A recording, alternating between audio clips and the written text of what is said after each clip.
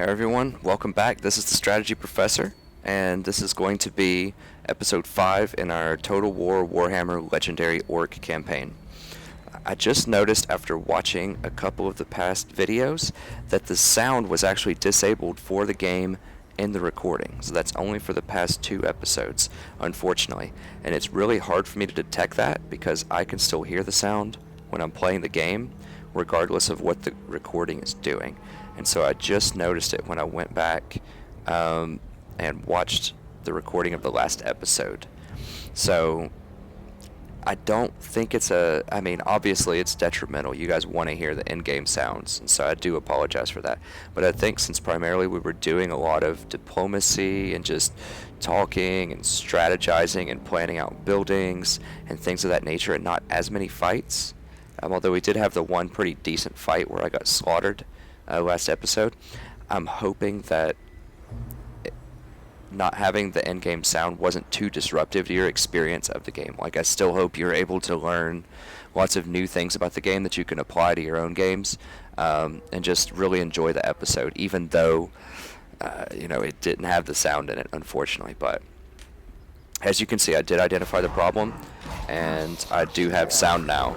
So sorry about that, and let's go ahead and move on. I think I've got it figured out now, so I'll just be sure that before every episode I do a sound check from here on out. Once again, I'm new to broadcasting, I'm new to the software that I'm using, so I'll just do a sound check before every episode just to make sure that that the software is working properly. I didn't change any options of it. I just did a couple of back-to-back episodes, and I didn't change anything.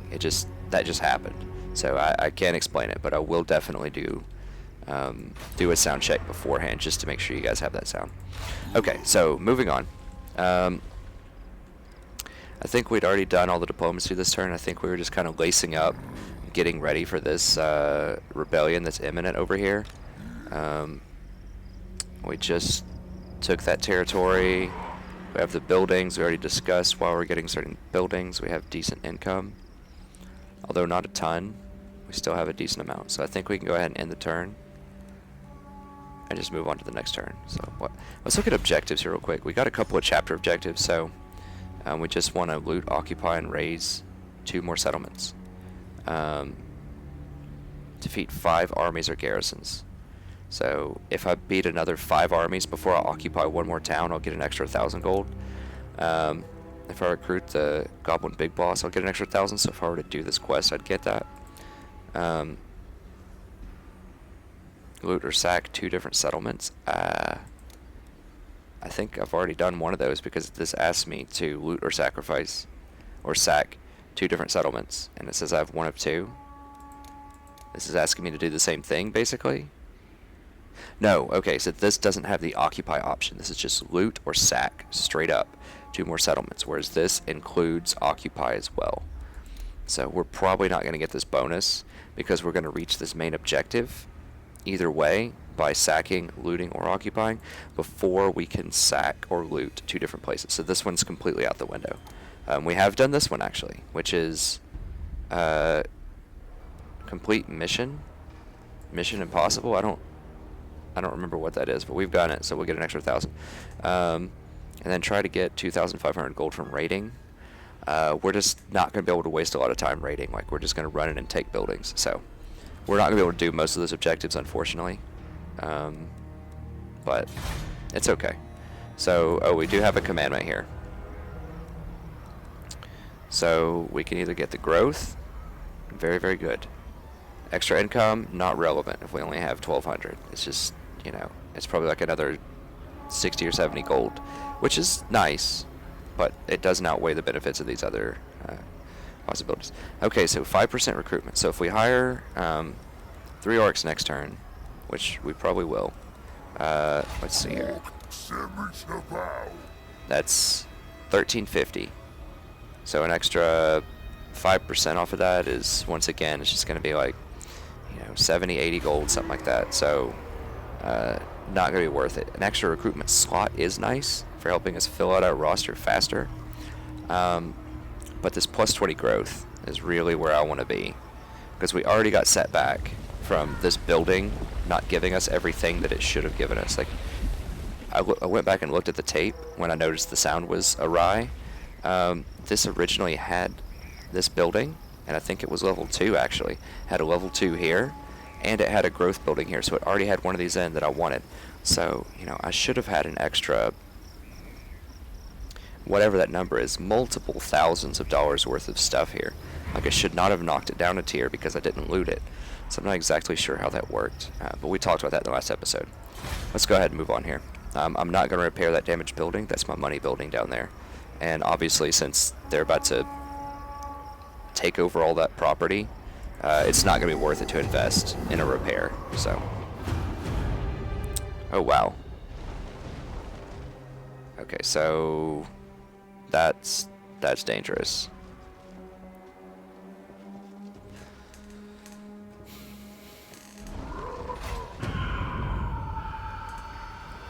Okay, so we've got the rebellion here. Okay, so Barak Var now belongs to the dwarves, so they confederated. So I don't just get benefits out of it, the AI can also confederate and get benefits, so it's very balanced in that way. Okay, so just lots of obedience problems, we know that. Lots of raiding. I mean, yeah, all of this stuff's going to fall one way or another. So because the Barak Var joined up the dwarfs, this is now a dwarf army down here. So that means this is going to get all the upgrades that the dwarfs had. So it doesn't look like they have any upgrades. But in my dwarven campaign, for example, I confederated, I think, with Barak Var, actually. I haven't played that campaign in a few days while I've been working on this orc campaign. But, yeah, they would get all of the upgrades. Even though they existed before the conversion, they still get the upgrades once they convert, so it doesn't seem to be relevant here, but it's just useful to think about. Okay, so it looks like these guys just sacked this place. Barrage, whatever. I don't see cracked buildings here, but they walked up to it and did something, and then sat next to it again. So, and it looks like it's on fire, it's smoking. So I think they sacked it. And so that means they're going to get much more aggressive than Barak Var was. So they're going to sack this. They might come over and take this. They might come over and take this. And they almost certainly will at least look to threaten me over here. So this place might actually be safer after all. Okay, so what's his army look like? So he has 7. He's level 4. And he has 1 campaign skill, so he's probably got Root Marcher. In fact, that's the only thing he can have. So Root Marcher and then the Intimidating Shout. So I can come down, try to fight this guy if I want to. I mean, I should be able to beat him. The dwarves are very strong, like I said. But, I mean, if it's 2-to-1, I should be able to beat him. Especially with Grimgore and Black Orcs. Like, Black Orcs are key to taking down dwarves. They're just a tier 4 unit, so that's why I'm pounding my fist about the trolls, because trolls are only tier 3. They're both good against dwarves. Okay.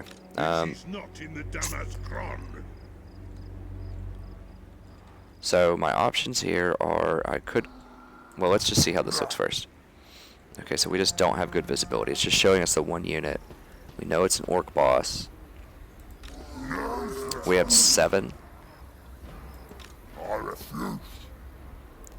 So once again, as I discussed at the end of the last episode, I don't have a lot of ability to outplay these guys because I don't have arrow units, I don't have flanking units, I don't have artillery. It's just going to be a straight up slugfest. So it doesn't hurt to go take a look. If it looks like something we don't want to do, we can always back out. So let's just go ahead and go take a look just to see what they have.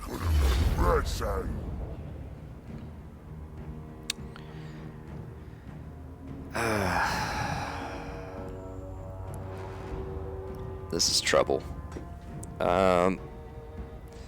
They do have more advanced units. They have upgrades on these units.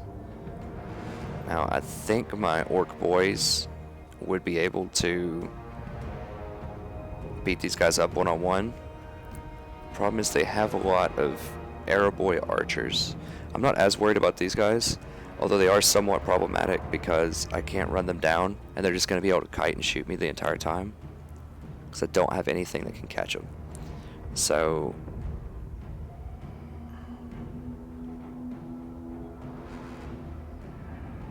yeah, I don't really like this at all, because they're going to be able to come up and hold the line and sort of defend their archers with this lord who's going to take forever to hack through, because I don't have any armor piercing. And then these goblin spear infantry can actually do a decent job of holding up when they get the legendary stats, especially once they're ranked up a few times. So they're going to be able to walk up, hold the line. They're going to be able to hold off these guys for quite a while. Not forever, but for a while. And these guys are just going to like just pepper me with ranged units, and they aren't even that bad in melee. So especially the savage ones, like I'm trying to click on them and hold it. Okay, here we go. Like, look at this. Okay, so they have 26 melee attack. The savagery gives them an extra 8 melee attacks. They have 34 melee attack, and they deal 35 damage. So, you know, they're actually way better offensively than even my own orc boy infantry. So their archers are better than my infantry, and that's before we even start considering legendary stats. It's just like if it was a normal mode 1v1 fight, they would probably actually win that in melee combat. Like, it would be very close. Now, they don't have armor, but they do have 20% resistance. These guys don't have much armor either. They don't have any resistance, so that's almost a push. Like, my guys have a little bit more. They obviously have more defense, but in general, these guys are going to be able to shoot them for a very long time while they're tied up with these, and then when we actually get to them, if we get to them, they're still going to be able to beat us up in melee combat, most likely. This guy's similar. Like, he's not as strong as the savage orcs, but he can still do some damage in melee combat. These guys are going to be flanking us constantly from behind. These guys are probably going to be running around shooting us from behind. All we're going to be able to do is just walk up and melee. And that's it. I mean, their lord is going to be able to beat up my lord 1v1 because of the legendary bonuses. So this looks okay, but it is not okay. We would get slaughtered in that. So I know you guys probably want to see me do another fight, but this is just not going to work. So I'm just going to retreat. So we got more intel on them, at least. We know what they have now. It doesn't cost that much movement either. If you see, I just walked in here, surrendered, ran away, and now I can move again. So we're just going to hang out in this town. Now, it's important to note they're going to get to 14 units next turn. And the turn after that, they're going to have 20. So by the time my dude gets down here, you know, they're already going to have a 20 stack. So we're going to have to do, you know, we're going to have a lot of units ready to go for that. But, as I also described at the end of last session, so we're going to go ahead and go under. I don't think they'll fight me. They might. I think this army can actually beat them because I have boars, I have catapults, black orcs, and I have Grimgore, who's level 6. So this army might actually be able to beat that army in a straight-up fight. But I can't recruit because I use the underway there, but I can recruit over here. We're just going to do this. At this point, I would like to start getting some archers, actually, because I'm just getting way too much melee. But I'm still just not sure if I want to invest 2,000 gold in that, because I'm going to have to upgrade a lot of these other buildings. So I'm getting 80 growth per turn, which is pretty huge. So the question is then, do I want more growth? Or do I want... that also gives extra replenishment. Or do I want the cash? I do need the cash, but I also need the growth. I can always sell this growth, you know, and I'll get like 300 bucks back. So I can just keep it here for quite a while until I get the troll upgrade. And maybe get this upgraded. I can always switch it over to cash later, so let's just go ahead and do this for now.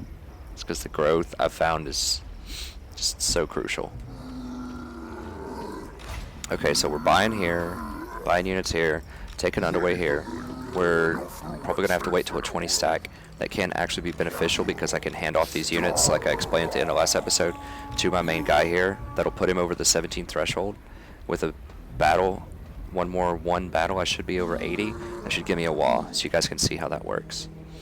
I'm a little bit scared of this guy coming in and taking Iron Rock. I think he might just stick around and mess with these guys, but he could always run down here. So, but we have to deal with this rebellion, and this army clearly can't do it by itself. So, you know, if they knock out Iron Rock, that's just a consequence we're going to have to live with. We can always go back and take it later, but okay. So that's all that's going on here. We can't do anything else down here. It looks like these guys are going to give us a break for a second. So we might get to keep this around a little bit longer. And this Barrack Var, these dwarves, seem like they're still probably interested in coming down here. And not destroying this place, which is helpful. How big is this army? Okay, so they have a 12 stack. I'll tell you what I can do. They only have 7 units over here. I'm going to go into diplomacy. Probably your favorite tab by this point. You get to watch me do lots of diplomacy. I really hope that you guys enjoy it at least somewhat. I know it's probably taken a bit too much time over the last couple of episodes, but we've had some really interesting choices that won't be there all the time, so I won't constantly be in diplomacy. But okay, so because we are vassals with these guys, that means we can do war coordination, which means I can tell them to attack who I want them to attack. So I'm going to get them to try to attack this Thorgrim here, who's on the fringe. So I just told them to attack this guy. So it's got this little icon above it. I think that was added in because I made them my target. I'm not 100% about that. Either way, this guy's marked for death now. So if this guy can, he's going to send his units up here and try to go fight these guys. Now, I'm not sure if he's going to win or not. It's 12 on 7. But what I am sure of is it might distract this guy, or at least weaken him for a little bit of time. And these guys just really aren't being that useful, just standing over here by themselves. So that's what we're going to do. So hopefully we can stall and get some time by setting that war coordination target. Okay. I think that's it. Like, we don't have anything else to do over here. We're going to get a rebellion soon over here. I mean, can't do anything about it. In fact, we'll get it next turn. So, you know, our time is limited down here, but we've already resigned ourselves to that fate. Okay, I think that's it. So we actually get a really quick turn here. Yeah, well, let me take one more look. No peace. Don't mess with me! What's your message? Nope. Nothing going on there. Anything new? Nope. Nothing new over there. These guys are my vassal. Dwarves will still hate me. Top knots. No peace. Those guys aren't at war with anybody. Okay, we're good. Alright, pressing it. We don't want to repair that once again.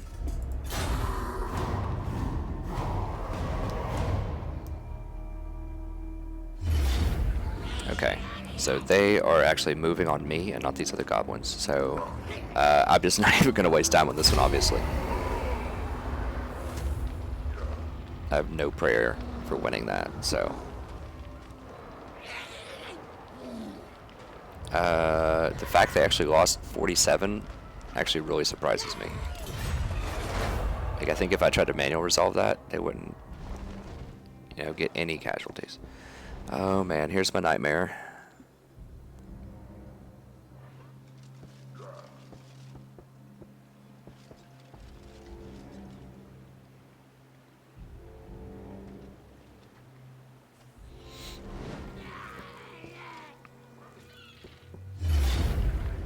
Okay, these guys, once again, we don't stand a chance. This is a rebel army, it's full stacked. My guys are still hurt for some reason. They just haven't even really replenished, so it's going to auto-resolve it. They're going to take it. At least these are rebels, so that means Top Knots doesn't have it. So these guys are still going to be a pain in the butt for Top Knots. In fact, this is Teef Snatchers again. I think that's what that symbol means. So I confederate with them, and they're coming back. This is also Teef Snatchers. Wow. And they're going down here and fighting these other guys. So 2 rebel armies. And they're both Teef Snatchers. And Teef Snatchers is the group that I confederated with earlier. So that's hilarious. Like, they're out of the game through confederation, and now they're back. So how are we looking diplomatically with them? Okay, we're at war with them.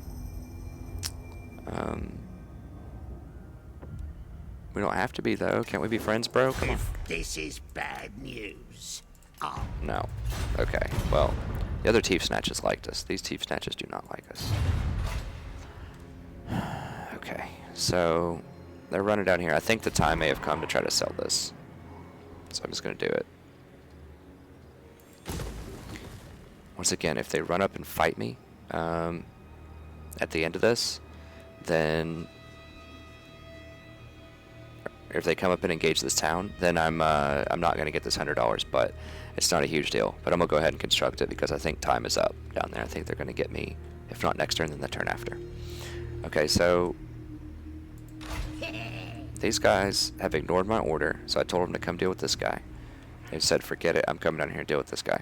Just because you set a war coordination target doesn't mean they have to obey what you say. It just is a suggestion. So if they don't have anything else going on, they will go help, but... Not in my name. Hold on, didn't this guy just have 7? Am I crazy? I can't rewind it right now, but if we go back and look at the tape, he rated this. He had 7. How does he recruit? Right, like this is Greenskin territory. Like this is top, or not top notch. This is Scabby Eye territory. He was just in Scabby Eye territory. He just raised or sacked him last turn. I'm pretty sure he was on this side of the line. He may have been over here. Maybe I'm just imagining that. I can't go back and look. Maybe he sacked and then walked over here to this side so he could recruit. But from what I remember, I thought he sacked it and he was standing like right here. If that's the case, he was not in his own territory. And so I don't understand how he was able to recruit units in 1 turn. If he used global recruitment, it should take 2 turns. So I don't know how he went from 7 to 10 when he was in enemy territory. I'm going to have to go back and watch the tape after this episode and see what's going on with that. And if I have a good explanation, I'll start the next episode and tell you. But that seems very suspicious to me, that he was able to get 3 new units while he was in enemy territory in 1 turn. So we'll figure that out. Okay, so now they have 14 units. I don't know what their latest units are.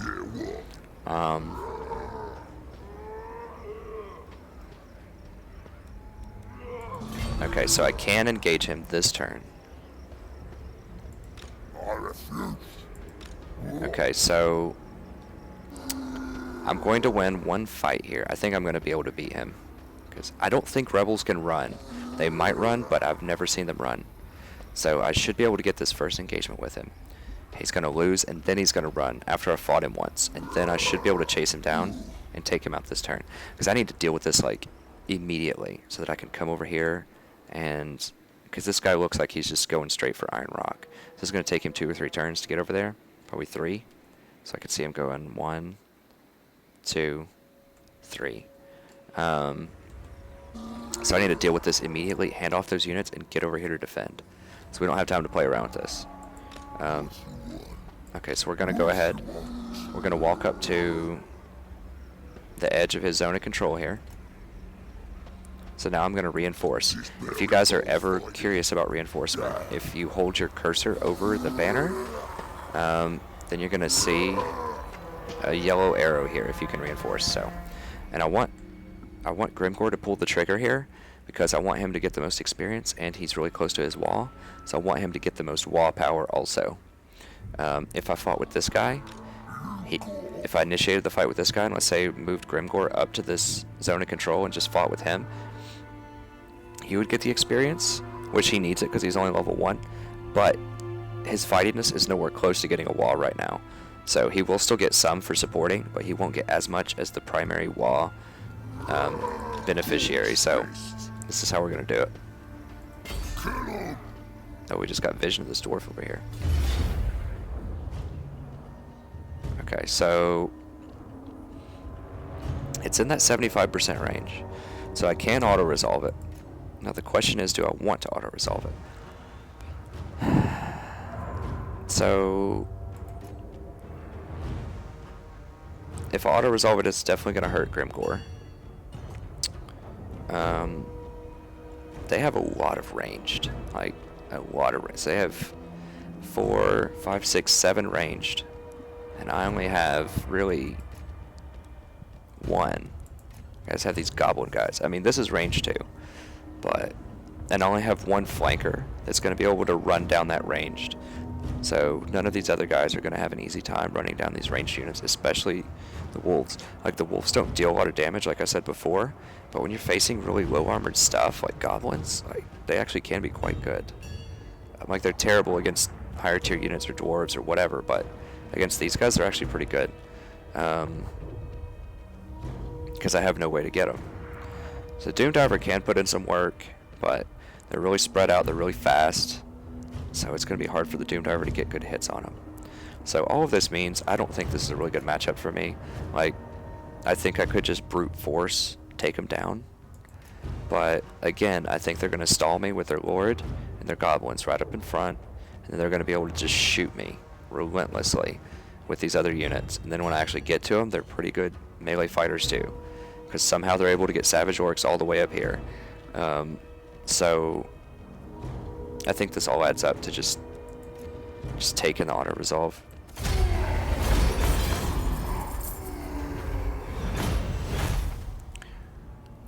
Okay, so this Razor Standard is actually just crazy. It's so good. Plus 10 armor-piercing damage. That's a flat number. So anything that it attacks is going to get plus 10 armor-piercing. Now, this is only melee. It is not... it's not ranged. I tried putting it on range before just to test it out. I didn't think it would work, and it didn't. But this is extremely good. So just put this on your strongest unit. Well, we don't have it yet. We'll have to equip it. But if we put that on our strongest unit, it should do some amazing things. Okay, so we're getting less than 100 per fightiness to do this. And we clearly want our fightiness to be very high so we can get a wall next turn. Now, we initiated and we have less than 17 units, but once we hand off the units at the end of this turn, hopefully, that should put us over the 17 threshold. And I believe you can do that. We'll learn it together. But I think it checks to see if you have 17 at the very end of the turn and not when you win the combat. Because I know that it checks to see if your wall is going to disappear at the end of the turn, rather than at a specific moment during your turn. So you can get rid of units, you can consolidate during your turn below 17 when you have a wall, and it's not going to immediately make that wall disappear. But at the end of your turn, if you have less than 17, then it will make the wall disappear. So it's important to keep in mind. Alright, I don't think this is a good deal for the gold, especially because that's going to put me out of wall range, I believe. Let's see. I'm getting 8 next turn.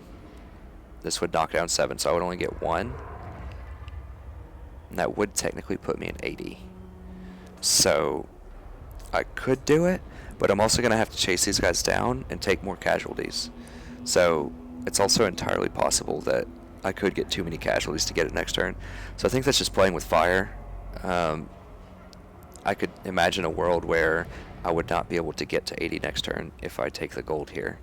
So although I really need the cash, because I'm down to 629 per turn because of all the unit upkeep, I think I'm going to do a different option. So now it comes down to eat captives for 3%, or slaughter captives. So this lasts for 5 turns, and it's 4 leadership.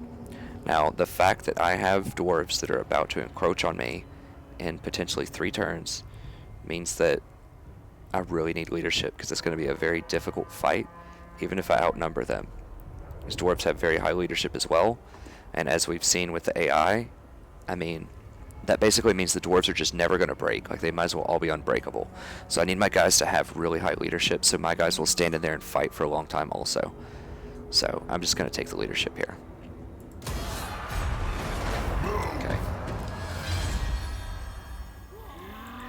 Okay, so he ran into this corner. I was able to equip the Razor Standard, and we'll equip it before the next fight. I can give this other guy the physical resistance. Are there any other followers? No, Grimgor has them all. And Grimgor can keep them all for now. He's my main guy. So, I definitely don't want him going to the hospital. Alright, so now, Grimgor can't move anymore. So that's important to notice. He's out of his movement range. But this guy can still move. So now Grimgor can support him when I move in and attack. So, that's what we're going to do this time. He's also getting quite a lot of wall. I guess he does get the full amount. I thought he was only going to get a partial amount, but he got 18 also. So he might be approaching a wall as well. Let's go ahead and finish this up. Okay, so much better odds this time because a bunch of them are really weakened. So we're just going to auto-resolve it for the same reasons as last time.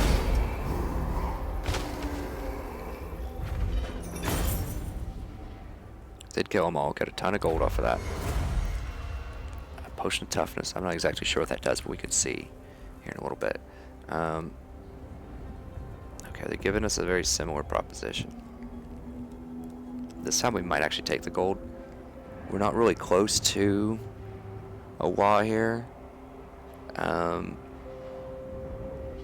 we're still gaining 29. It does actually affect Grimgor if we take that. But we're already so far over it now, it's just overkill. Let me see. So we'll get 17 next turn.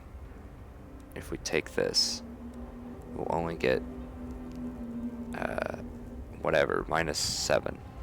So we'll only get 8 next turn. But that should be enough, honestly, to get the job done. Because anything over 80 is just kind of overkill. So it will slow down this guy getting a wall, but because I'm going to hand off a bunch of units, it's going to be at least another 5 turns or so before we get a wall. We are going to have another rebellion to fight, so that's important to prepare for.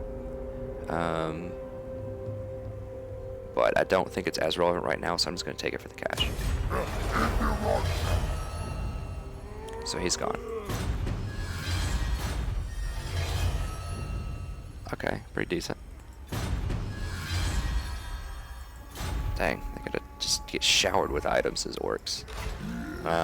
Okay, so Grimgor leveled up off of that. You do only get partial experience. I'm almost positive of that. If you're the supporting person, you do still get some, but you don't get as much as the primary general. Okay, so we're gonna get 1 point in savages, and then we're just gonna start moving up here. Oh, I did forget to put that Razor Standard in there too, so that was kind of a noob move. Potion of Toughness. So you can use it once. It'll replenish some of your HP. It'll give you 36 defense and 15 armor. So pretty strong. I'm going to actually put this on Grimgor. So I'm going to move it over here. You can always trade items between different units. And he got a spell shield, so that's pretty good. Extra defense, extra magic. Magic's not really that relevant right now, but defense is certainly good. Okay, so got out of that. We have some hurt guys here. Oh, this guy leveled up too, so same deal. Root Marcher. Oh, I'm still kind of scared of these dwarves. So how's this going to play out? Let's look at the obedience. We're actually breaking even right now. How's that even possible? Okay, we do get military crackdown. Commandment difficulty level. What? Hold on, what is going on? So we should still be under the negative effects of that,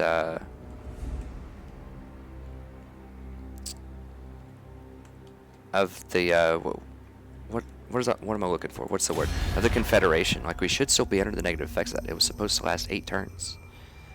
But look at this. I think what may have happened is because the Teef Snatchers came back over here and reformed, that it nullified that confederation. So I'm no longer confederated with the Teef Snatchers. Even though they disappeared, now that they're back, it must have nullified that. Wow. That's crazy. I hadn't even thought of that interaction. So that means that I can confederate again now, I'm pretty sure. So I might be able to confederate with these Scabby Eyes. Let me take a look.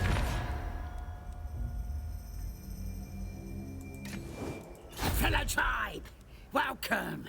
Get your daggers out, boys. That's pretty funny. Okay, so it looks like it's not going to present that as an option for me. I'm going to have to cancel the vassal.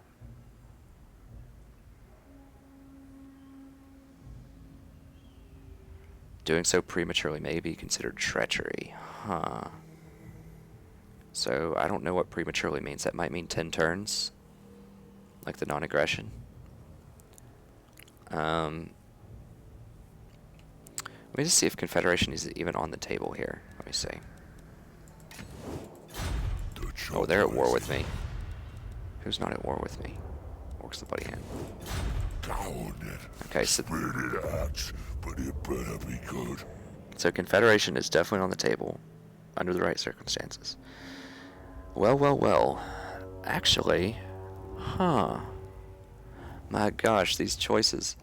Okay, so now the Black Hand might confederate with me. Now they do have a large army right here, so they have 11. Jeez. So these guys want to support me. They have 13, so I can use them militarily. Try to fight these Teef Snatchers. And I could, in theory, bring my army back over here. What do they have building-wise? Can I see that? I can. So they have a really good fortification. They have a level 3 fighting pit, which means I can get biggins. I do still have these properties. Like, I had abandoned them, but they're still kicking. You know, they're still there. There's only one rebellion so far, I think. There's actually 2 rebellions, but someone killed one of them. I think. I don't know. This is all so confusing. These guys are basically dead. These Teef Snatchers are going to go up to 14 next turn, so that's a problem. These guys are just acting very aggressive towards me, so I expect them to turn on me and these dwarves. But these dwarves are heavily considering moving this way, so they may not even fight down here. This is a very intimidating force, by the way. Like, that's a lot of dwarf warriors. They've got level 2 ranged, and these are just really, really good. And they have a grudge thrower, so this is an extremely problematic army right now. But so I could get the Bloody Hands, and then if I do the Bloody Hands, then I'm going to have these 2 territories, and I can kind of actually start getting serious here and start making a general and start making units down here to fight this. So I might actually be able to control this province. And if I get control of this, because these Savage Orcs have been weakened quite a lot, they've lost pretty much both of their armies. If I can actually get control of this region, then I can get control of this region. That will obviously be very good. So I can turn on the Scabby Eye eventually and fight them. Who else is up for Confederation? Are these guys willing to think about it? Right, I'm the boss because I got my spells. So Wow, what's so these your guys are terms? actually able to think about it as well. Confederation, so let me see what they have real quick. Sorry guys, I know this might be one of those episodes, but this is a big deal. Okay, so they have 2 properties. Let me go check out their real estate over here.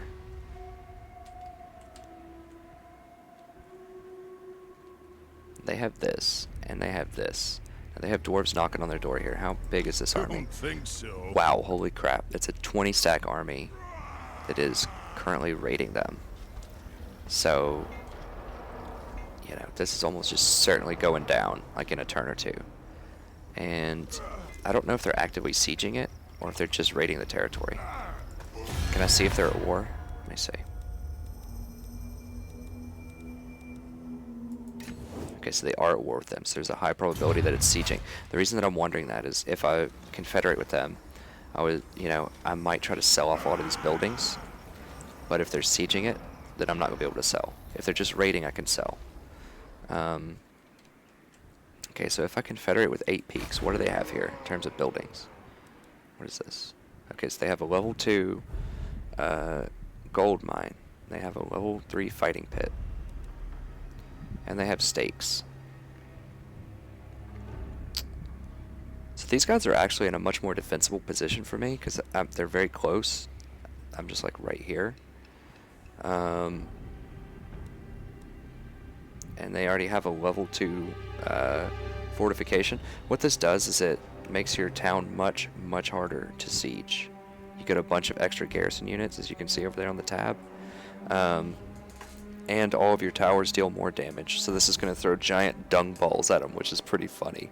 Instead of just like rocks or whatever it normally throws. How is their army? I ain't doing that. So they have a 9-stack army over here. That is currently threatening one of my towns, by the way.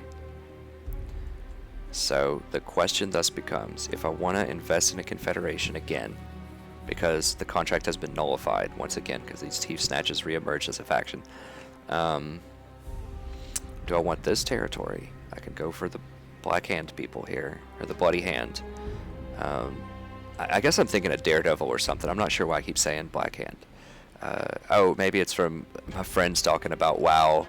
It reminded me of that. Anyways, different game, but it's Bloody Hand, not Black Hand.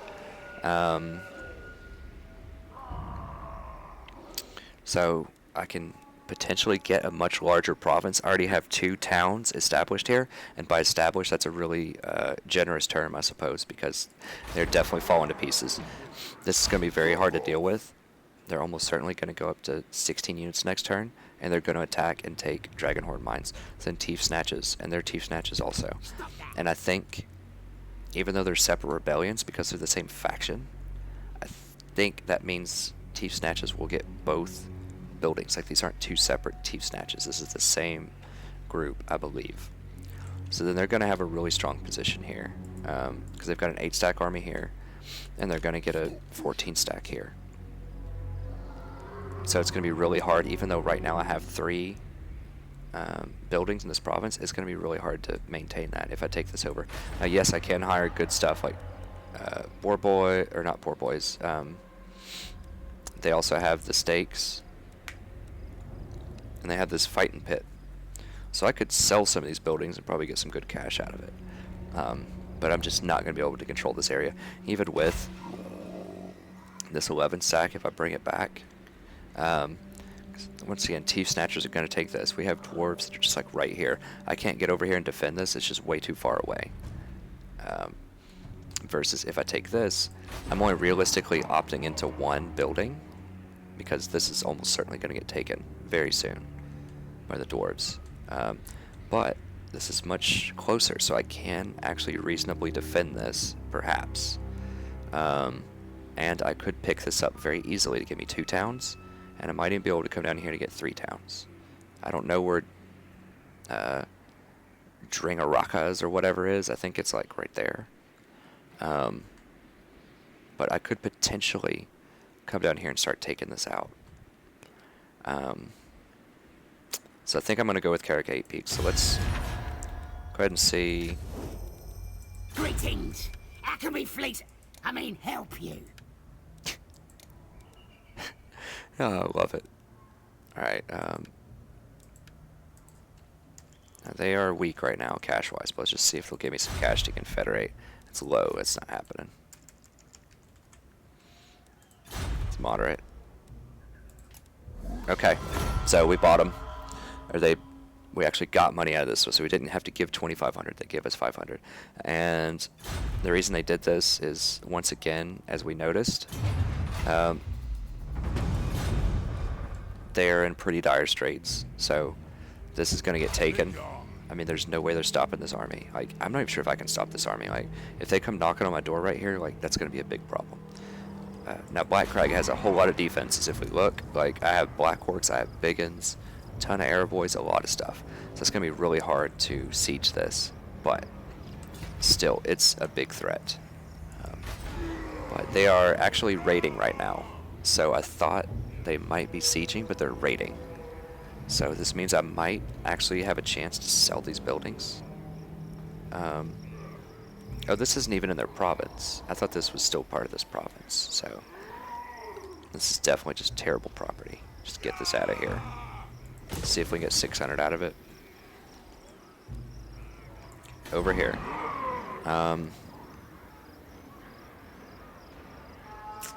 This is interesting. And the reason that it's interesting is it's level 3 already. So I could just like straight get trolls right now here and just sell the building later. So I could just like sell one of these, just like sell this building or sell this building in 2 turns and then just start building trolls immediately because they have a level 3 town. So that would be immense if I want trolls like right now. The only problem is I've already committed over here to building this up to trolls. I could cancel it now and I think be able to reacquire that growth, but I've already kind of committed some turns to this, so I really don't want to take it back now. Another option, if I'm still okay with this timeline for the trolls, which I'm not sure if I am, because I have dwarves that are going to be coming over here very soon, and I really need those trolls. But if I'm okay with that, if I think I can hold this area, which maybe with a 22nd Grimcore and a Wah, I might be able to do it. If I'm okay with that, then I can get the Tinker Town over here. Once I get the Tinker, then I will be able to start doing those upgrades that I was talking about before. And get rock lavas if I want those, but I'll at least be able to get some upgrades. I could also get the spider building if I want to get spider riders and start flanking. That's another attractive option, so.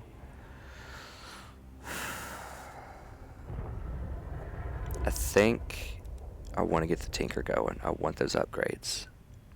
Just so that I'm ready to go when I get to tier 4, so I can make this a Ragnarok like almost immediately. Because that's going to be game changing, I think. Okay, so let's go ahead and get Tinker. Okay, so what does that mean? I have to choose now between getting rid of these stakes, which I just said are awesome to prevent sieges, or getting rid of this money, which is 300 a turn. Which, as you can see, I'm making 150 gold per turn right now. So 300 a turn is pretty substantial. Then we'll get rid of the stakes. I don't think they're going to siege me, or if they do, I can come down here and support it with an army or something. So the stakes are cute, but let's go ahead and get rid of those. Let's make a little bit of cash selling that.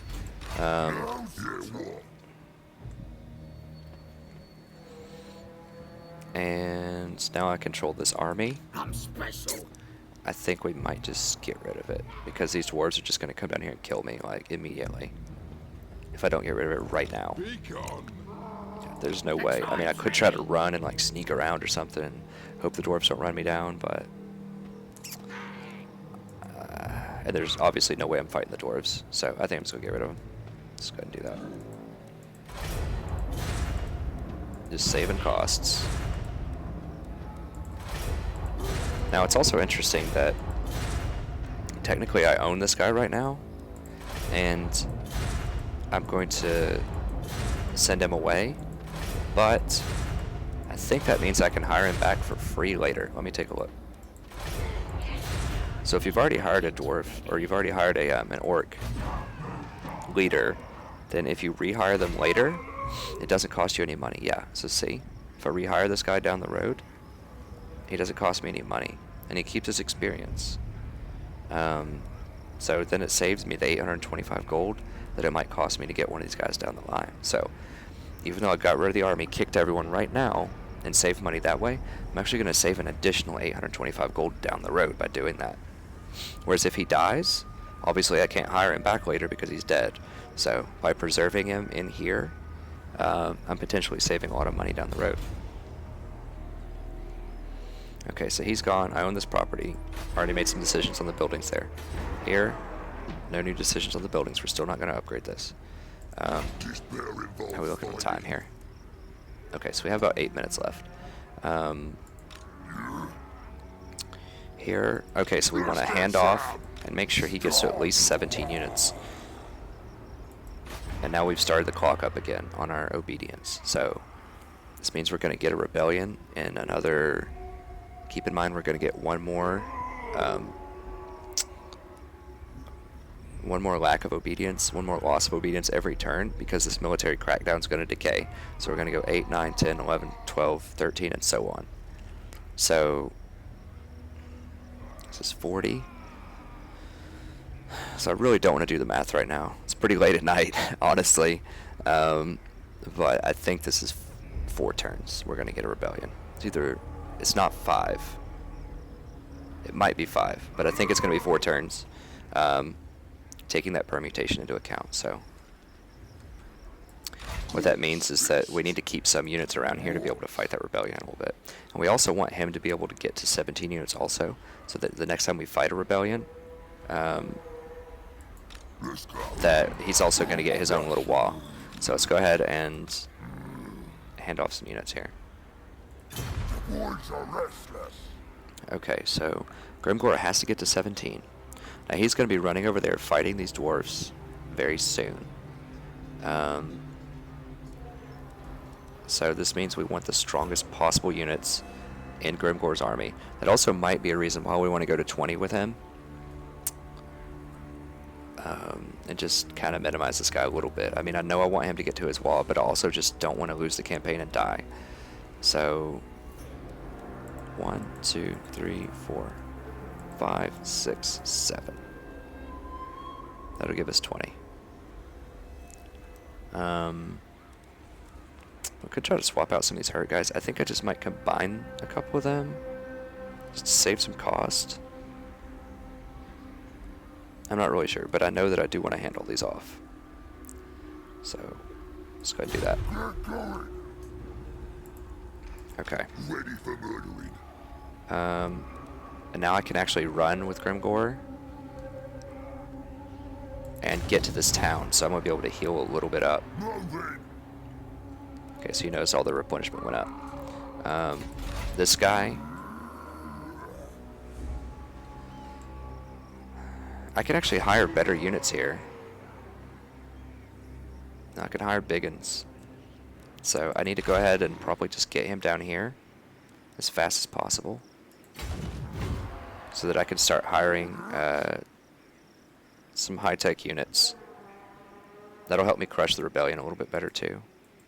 And that could be another reason to get trolls, because I can go ahead and start hiring them, or get spider riders. But I don't know. We'll think about it for next episode.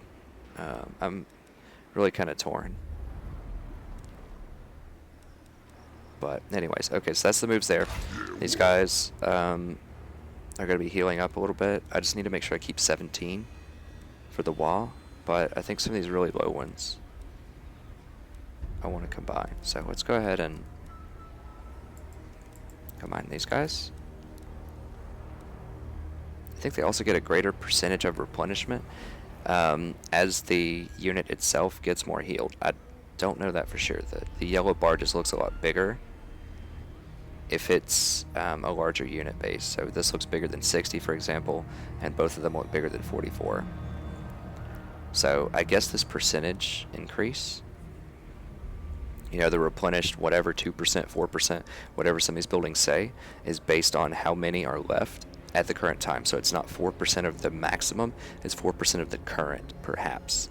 I'm not 100% sure about that, but it looks like you definitely get more out of it if you combine units. So we'll combine these also. Okay, so we still have 18 units. We're still hopefully going to get a wall here. We should.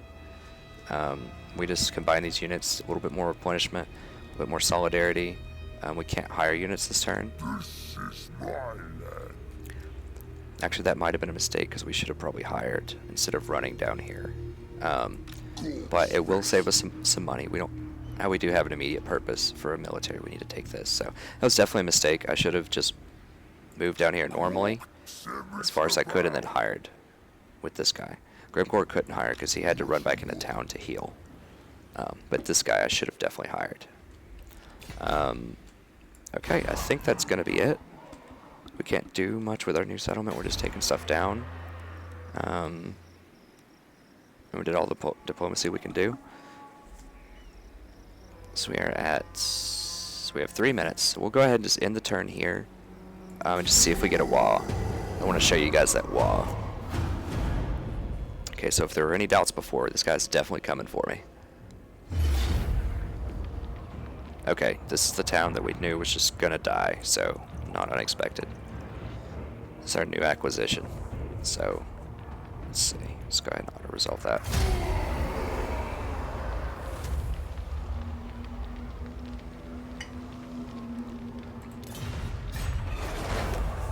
So that means we didn't get to sell that one building and make that money. So that's unfortunate.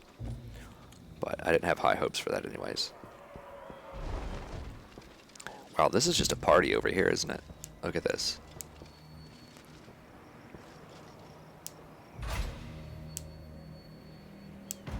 Your prestige grows, my lord. News of your conquests spreads far and wide. Your developing power is noted by even the most distant of kings and bestial lords.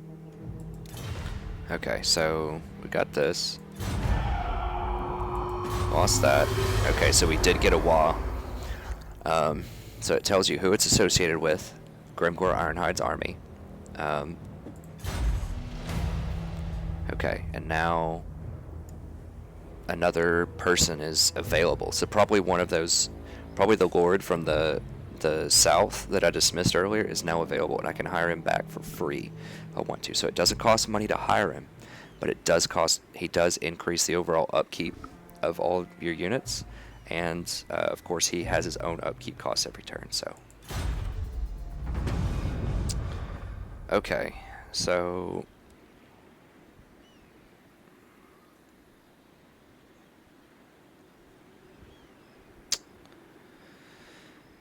okay, this is an enticing proposition. So we're going to get +4 Chaos Corruption. This will cause massive public order problems everywhere. Now I only have 2 provinces right now, so that may not be a huge deal. And I need a way to clean up the public, or the corruption. Now the normal public order building that orcs get can clean up corruption, but I don't have any of those buildings right now. Now I have a follower with Grimgor Ironhide that lowers corruption by 1 or 2, I believe.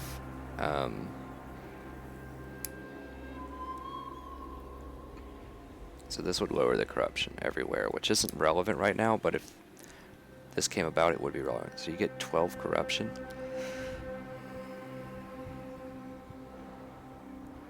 $3,000 is a lot. Public order is not a huge deal right now. I mean, public order is all that matters with corruption right now. Like later on, if you have a lot of corruption in a province, it'll give the chaos extra regeneration in your lands and some other perks as well. So you don't want corruption if chaos is near, but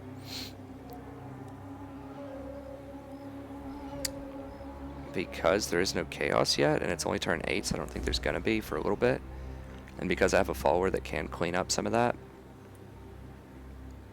I think I'm gonna do it. We'll see. I mean, this could be a mistake, but it looks like I have a lot of money with 23,000. I don't. Like, I need to hire more armies, so I'm gonna do it.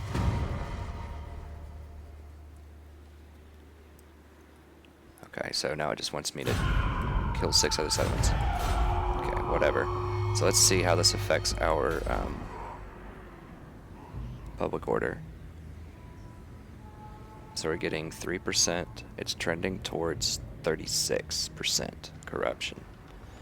So events are 4. So once this ends, though, once the event ends, it should normalize and go back down to trend towards 0. So, you know, this is probably going to put us up towards 15% total corruption, which means we're going to have, it isn't even affecting our public order yet. But I believe that's going to mean that we will have about a -3 public order modifier for a few turns as we trend back down to 0. So we'll get a little bit of a public order problem, but I don't really think it's a huge deal because I only have a couple of provinces once again, and I have armies near these provinces that can defend. So, okay. Well, that's the end of this episode. This is the wall army that we got. So we get a free 20-stack army. Pretty massive. These guys even have 4 ranks of upgrades. So that is pretty huge. So you can only issue commands to them about where you kind of want them to go. Kind of like the defense coordination over here. And they will probably go there. But they can change their mind. And they don't move until the end of your turn. So you tell them where to go, and then they move during their own turn. So it's not your turn. So that means that you can't necessarily count on them 100% to support you in a fight. So I could like move up really close to these guys, and if these guys were close, I could say, hey, go kill them, and I position close. Now they'll probably go over there and do it, but they may not. So it's powerful, but you don't have total control over them. Also, I could tell them to come down and take the settlement if I wanted to, and they would do it. They would attack the settlement, but I don't get to choose what they do afterwards. So they could raise it, they could occupy it, they could sack it. There's just no telling what they're going to do. I do get all the money they generate, though. I don't think I get the magical items, but I do get the money. So I might get the magical items. I don't know. If you guys know, put it in the comments. But I'm pretty much going to set these, I believe, to fight these guys. And it should take them 2 turns, because I imagine they're going to run over here next turn. They might even be able to fight me here next turn. I don't know. Either way, I expect the wall to run to about right here, probably. And if they start sieging me, then the wall's going to be able to come up behind them and attack them. If they run away, then I can redirect the wall down here to start taking out some of these settlements. So let's go ahead and set our target. And we'll just go ahead and end the episode there. I'm going to have to reset that probably at the start of next episode, whatever. We'll figure it out. But thank you very much for watching. Really appreciate it. Hope you had a great time. And have a wonderful evening. See you next time.